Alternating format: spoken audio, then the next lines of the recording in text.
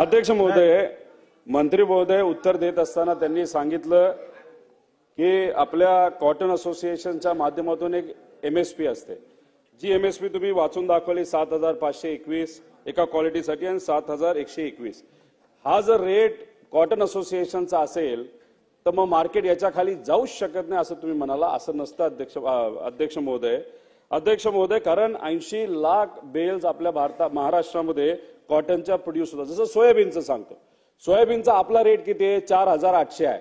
Market तुम्ही जाऊन बघा, शेतकऱ्याला विचारा की तिथं आता 3,800चा रेट चाललाय. 50 लाख उत्पादन होतं, आपण 11 लाख घेतो, 40 लाख मार्केटमध्ये द्यावं लागतं. त्यामुळे रेट खाली जातात आणि कापसाचे खाली गेलेले आहेत. 30 लाख बेल्स इम्पोर्ट झालेले आहेत. याचा परिणाम आपल्या शेतकऱ्याला होतोय. त्यामुळे आम्ही विनंती करतो शेतकऱ्यांच्या वतीने, एक केंद्र सरकारशी जाऊन आपले सगळे मंत्री नेते आणि तुम्ही जाऊन तिथं चर्चा करावी लागेल. आणि भावांतर योजना फक्त सोयाबीनसाठी असावी असं नाही, हे कपाशीसाठी कशासाठी सुद्धा आपल्याला लागू करता येईल. खरंच आता फार शेतकरी अडचणीत आहे. त्यामुळे तुम्ही भावांतर योजनेसाठी या सरकारला आपल्याला प्रयत्न करावाच लागेल, पैसे द्यावेच लागतील. आणि तुम्ही जे मगाशी उत्तर दिलं हे योग्य नाही. आज रेट 6,800 ते शेतकऱ्याला परवडत नाही.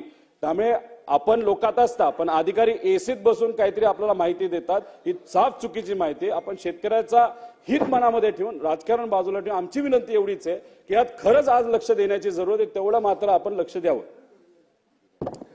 राजकारणाचा काही विषय येत नाही याच्यामध्ये. अध्यक्ष महोदय, आपण सारेजण शेतकऱ्यांचे पुत्र आहेत आणि शेतकऱ्यांच्या हितासाठी जे जे काही करावं लागेल ते आपण निर्णय घेऊ.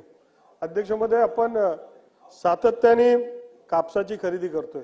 आता मार्केटमध्ये ही जी आपली आर्टिफिशियल इंटरव्हेन्शन बाय गव्हर्नमेंट असतं, एक ठराविक मर्यादापर्यंत असतं. परंतु जर शेतकऱ्यांचा माल असेल आणि इम्पोर्ट देखील होत असेल तर या संदर्भात केंद्र सरकारशी आम्ही चर्चा करू, त्यांना आग्रह करू आणि माननीय मुख्यमंत्रींच्या महोदयांच्या माध्यमातून ज्यावेळेस शेतकऱ्यांकडे माल असेल तशा कुठल्याही पदार्थाची इम्पोर्ट होऊ नये अशा प्रकारची व्यवस्था करण्यात येईल. त्याचबरोबर ही व्यवस्थामध्ये आज आपण पाहिलं की देशाचे 10,000 कोटी हे केवळ राज्यामध्ये खर्च केल्यानंतर सुद्धा जर समाधान होत नसेल किंवा त्याच्या काही योजनेमध्ये अडचणी असतील तर त्या संदर्भात जुलै ऑगस्टमध्ये नवीन सीझन जो सप्टेंबरमध्ये येईल त्या संदर्भात आपण एक बैठक घेऊन त्या संदर्भात अजून एक योजना ही तयार करण्यात येईल. रत्नागिरी 24 न्यूज चॅनलला आताच सबस्क्राइब करा आणि शेअर करायला विसरू नका.